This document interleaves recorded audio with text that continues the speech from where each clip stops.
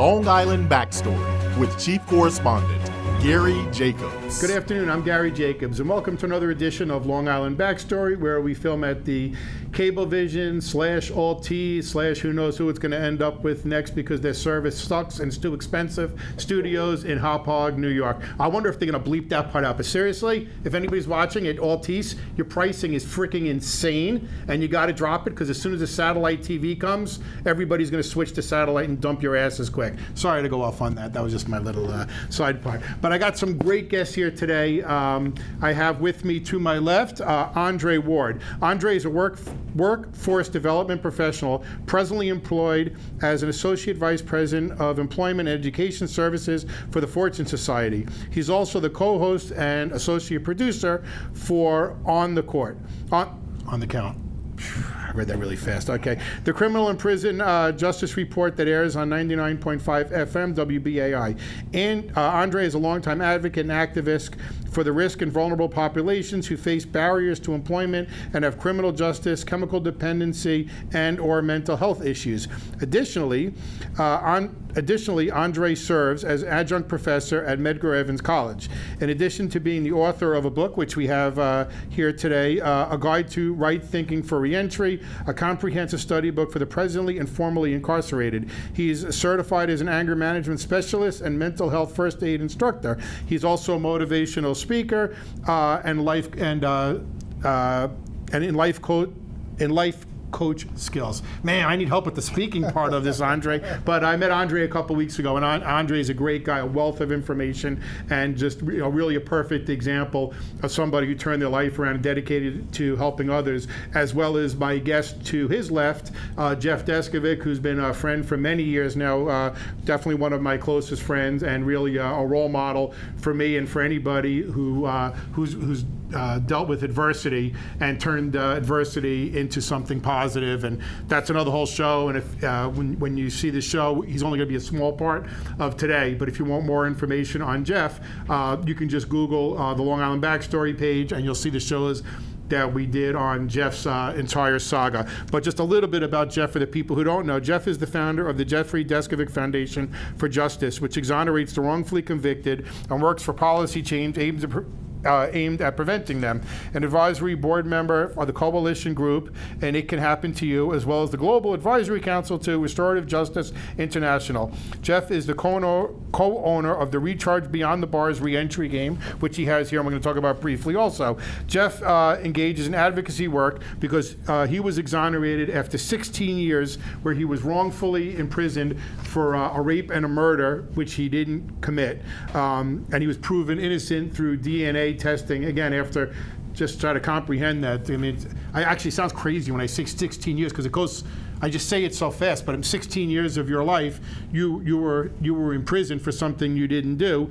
And we're going to talk about Andre, who was, how many years were you incarcerated for? 16 years. So 16 also. But you guys didn't meet each other in prison, from what I understand, correct? No. You came out separately. Okay, so let's just get into this show a little bit and talk about Andre. First of all, how did you get involved in helping people who are incarcerated? I think one of the things that happened to me when I was incarcerated, I began to discover who I was, and I wanted to realize. Well, let's go back to the beginning for the people who are watching, because everyone's going to be saying, what was this guy incarcerated for 16 years for? Because we talked about Jeff, we didn't talk about you. Yeah, so I was incarcerated. Unlike Jeffrey, I was guilty of the crime that I committed.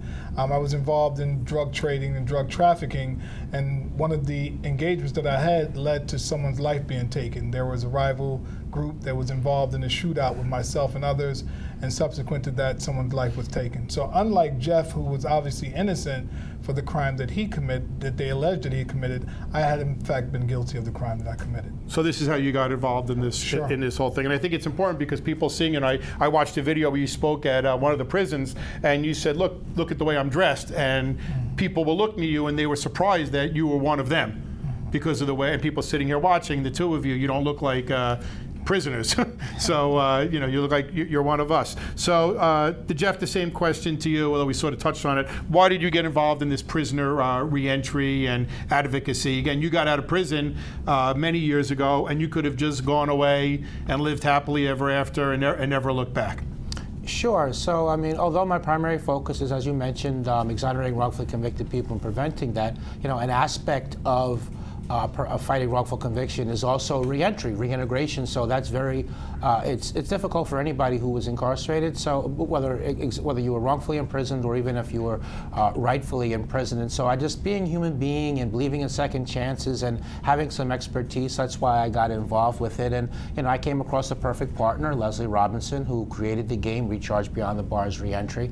And so basically, a long story short, wherever I can lend my voice to and credibility to make a difference and help people, that's where I'm at. And I'm going to ask you why you chose to collaborate with Andre as opposed to many other people. But you mentioned the game Yes. that you worked on. So I don't want to run out of time. So talk about the game, because somebody watches, he created a game, but this is serious game. So talk about this. Well, it's called a game, but it's really a therapeutic tool. Right, Okay, yeah. it's just so people will actually play it. And to clarify, I didn't actually create it. The creator was Leslie Robinson, my partner on the game. So I collaborated with her in bringing the game to existence, just from a monetary perspective, and then also helping to promote it. So what happens is when someone is formerly incarcerated, it's hard for them to communicate with other people, either who have been formerly incarcerated or even friends and family who have never been incarcerated. And you know this firsthand. And I know this firsthand, sure.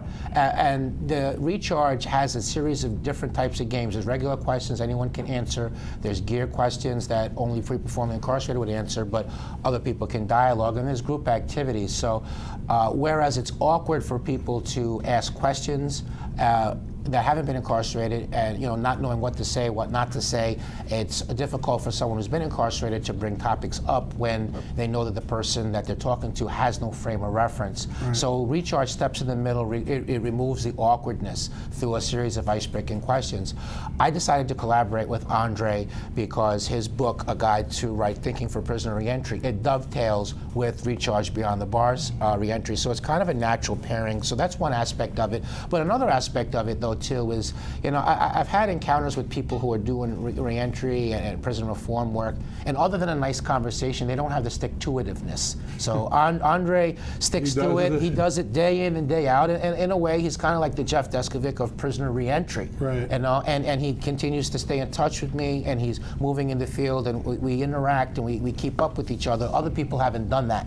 Right. So that's the main. That's the main. That's why thing. you chose. And I think you talk about the game, and it sounds simple, but I remember when we first became friends, and you talk about the awkwardness. Like, what do you say to somebody who's been in prison?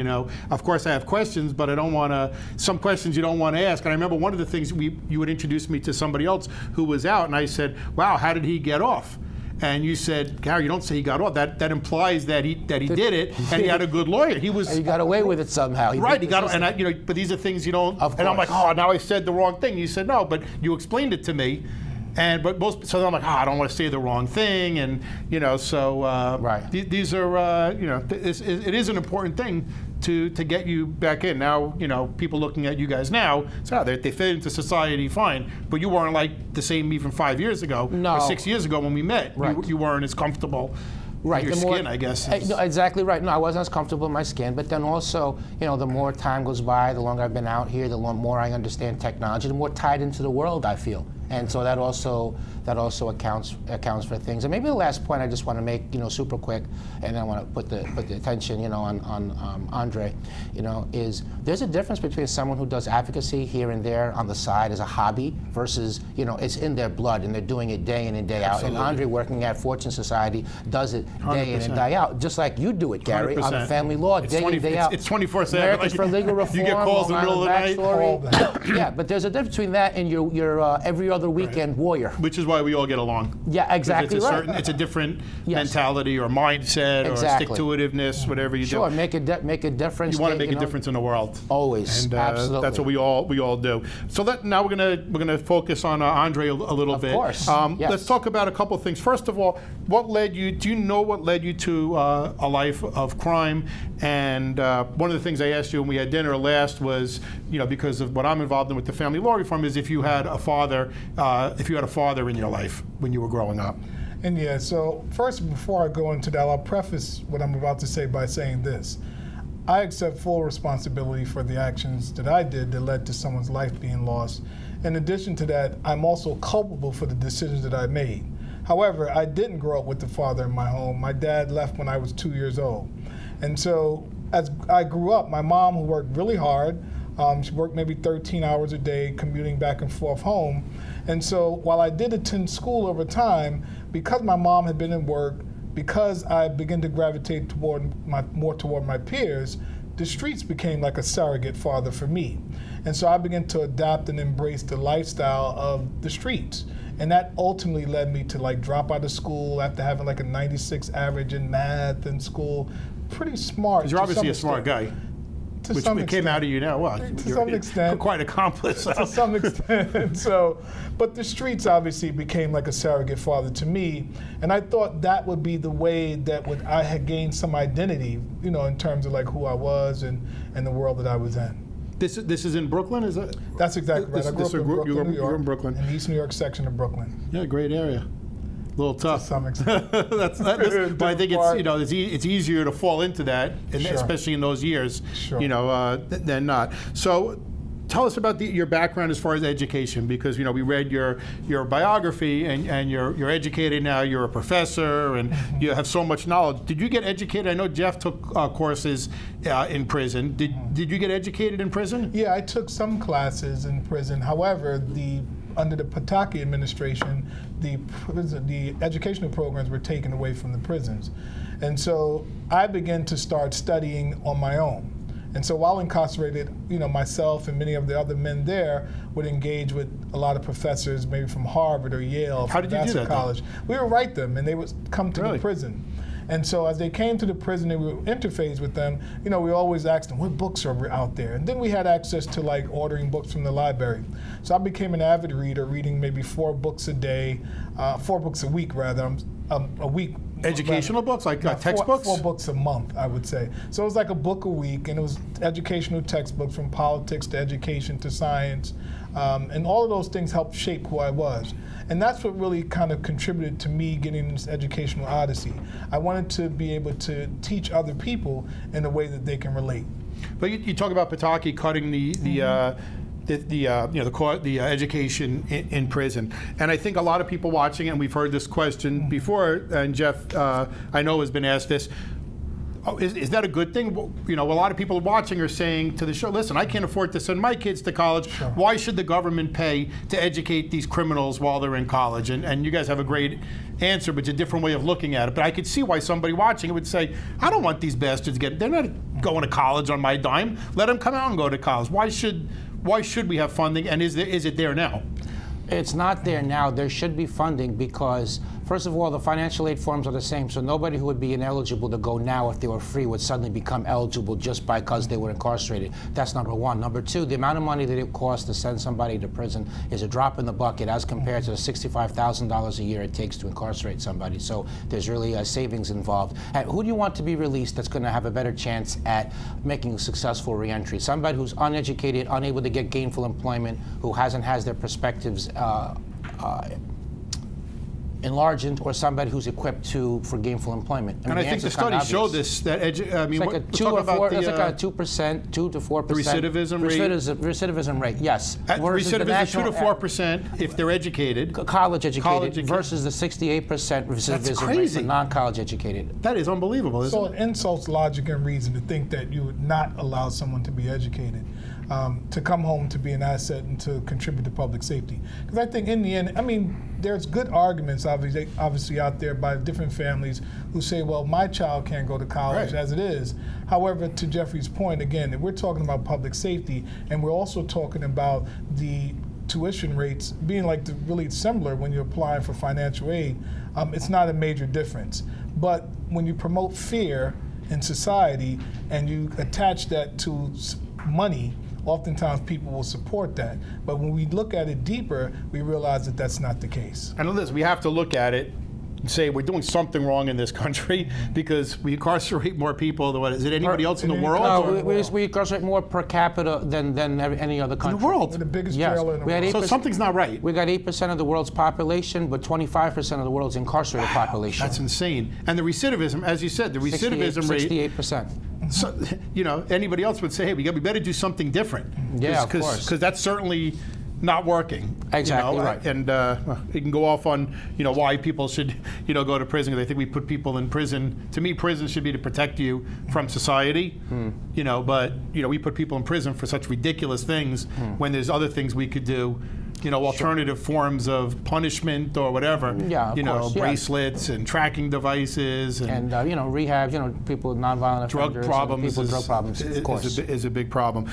Let's just Andre. I know by night or by 24/7 you're an advocate, but tell us a little bit about your day job, and then we're going to get into the reentry in the last half of the show. Yeah, so I serve as the Associate Vice President of Employment Services and Education at the Fortune Society. And the Fortune Society is one of the largest reentry organizations in New York City, and it's been around for over 52 years.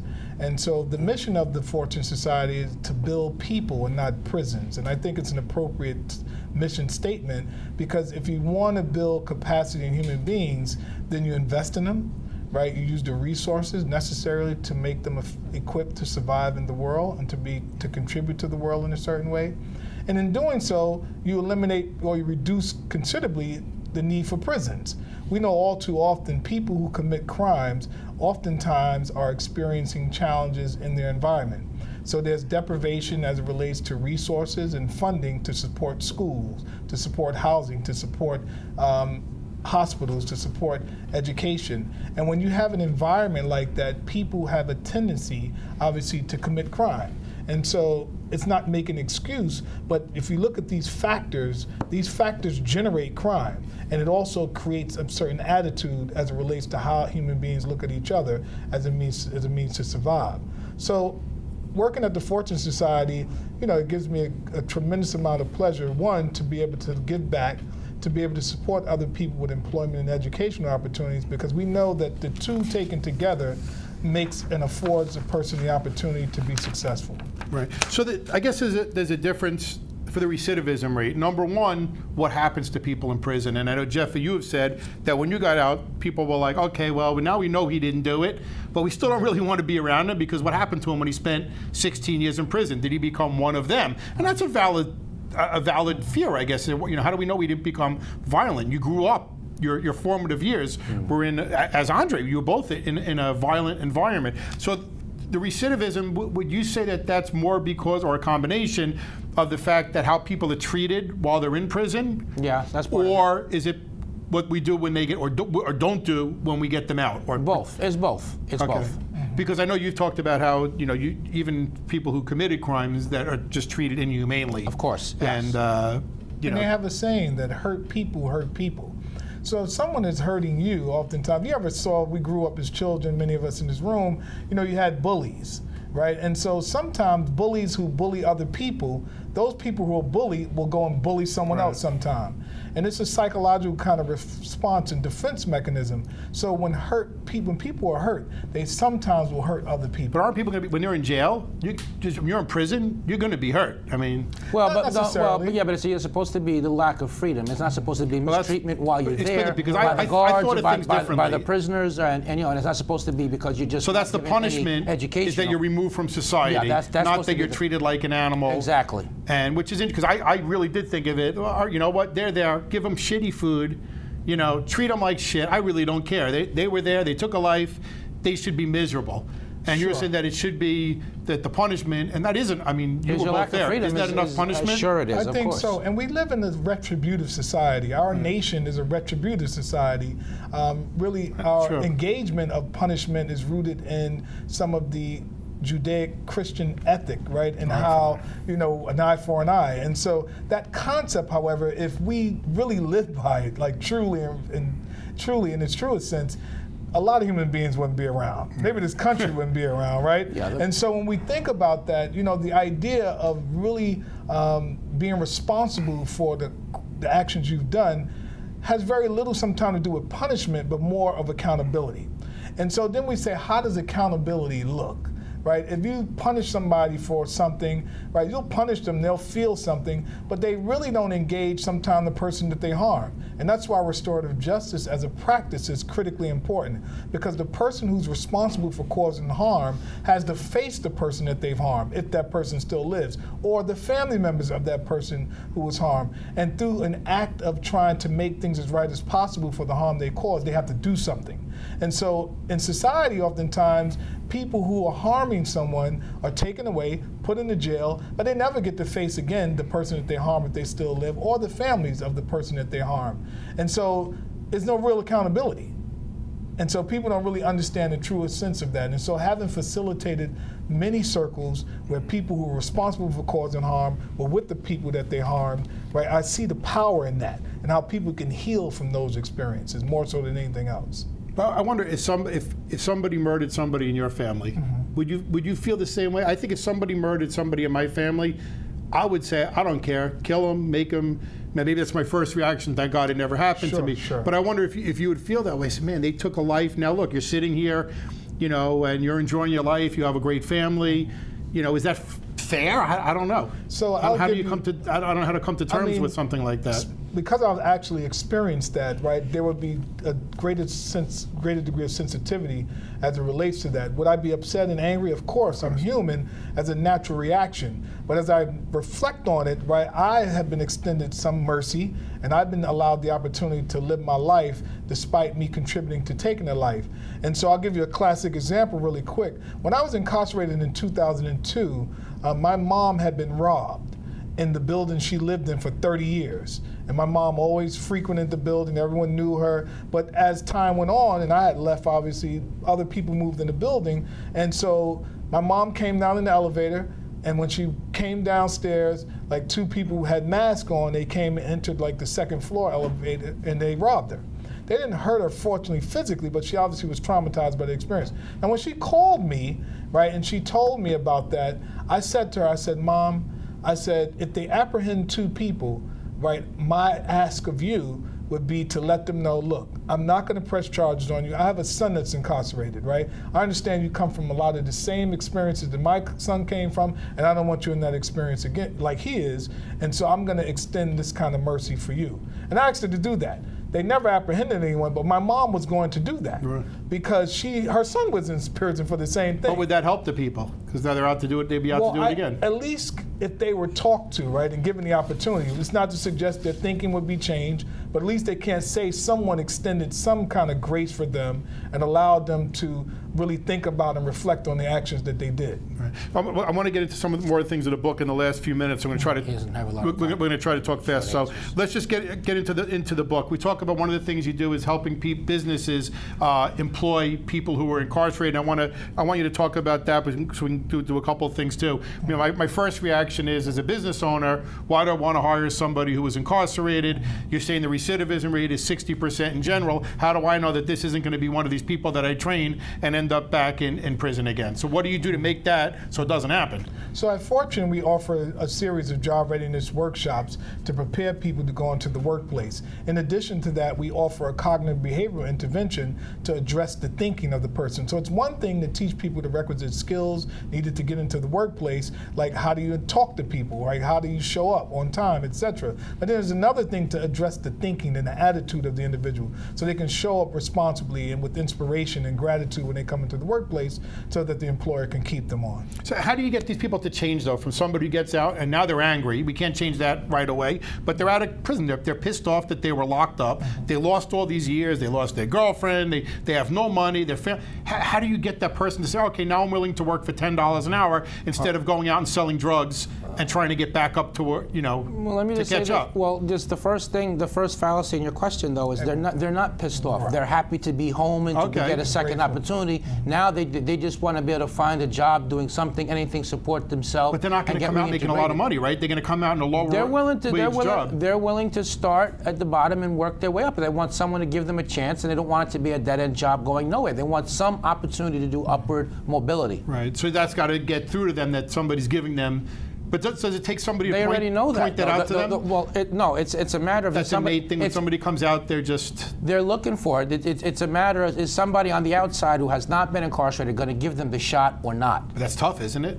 Of course it's tough, but that's why we do programs like this. That's why I'm partnering with Andre to spread the word and go around to try to encourage, business owners and managers to give people an opportunity. And you guys were talking about and how... there's a tax break people get too. If you hire someone formerly incarcerated, you're going to get a tax. And you guys were talking about it again at dinner. We were talking about how these people become very dedicated employees. I mean, this is this isn't the 68 who goes back. No. The 68%. This is a very low rate that goes back. And when you think about it, what we also offer at the Fortune Society internship opportunities. So people can get their feet wet in the workplace, right? And the employer can get a sense of like who this person is before they actually fully go into the workplace and work full time for that employer. So what do we do about the people who, they'll go back to the same environment? They come from Brooklyn, they get out 10 years later, now they're going back to the same house, the same neighborhood, all their friends are still there. Isn't that a big problem? It is, and that's why we as citizens of this country have to be engaged in policy work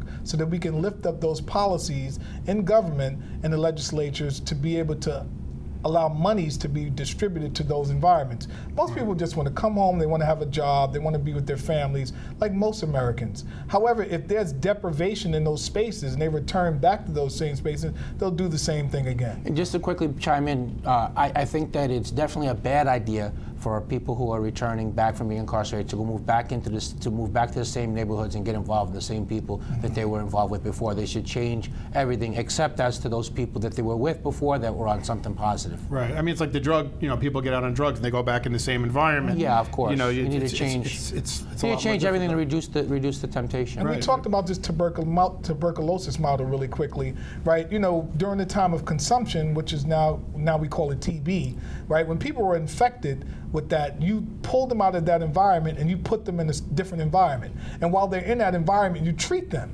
right? And then you release them back to the environment. But if you return them back to the environment still infected, then they're going to be reinfected. If you take them out of that environment and put them in another environment to treat them and you don't treat them, which they call rehabilitation, people just remain reinfected and go back and doing the same thing. In the last minute, just anything else you want to say about your book? Tell everybody where they can get it. And do people read this in prison, or is it just for when they get out? Yeah, so this book, A Guide to Right Thinking for Reentry, is obviously accessible. It's on Amazon as a platform. It's on Barnes & Noble. Is it in the prison library? Well, no, now it's going to be circulated in the prisons as, I engage different prisons throughout this country so that it can be accessible to people who are in prison.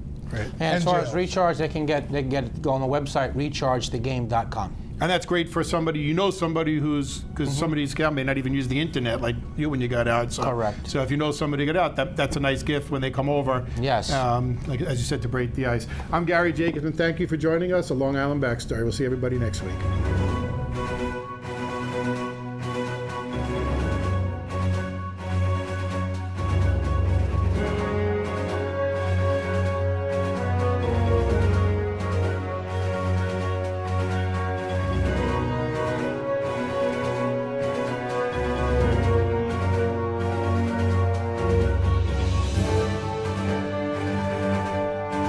Gary Jacobs and Long Island Backstory, winner of the Huntington Lodge No. 124's 2018 Community Service Award in recognition of the efforts to offer an alternative access to news stories of interest to all Long Islanders.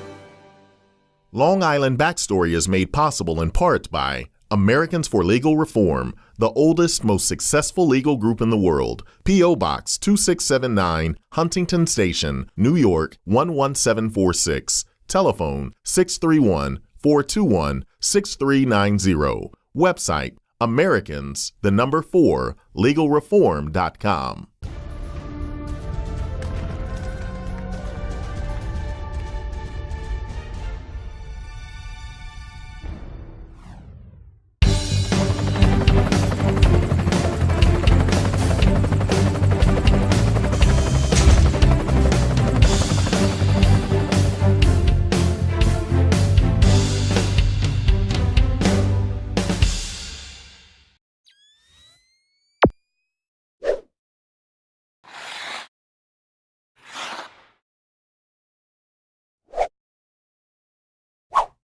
I tried Oxy at a couple of parties.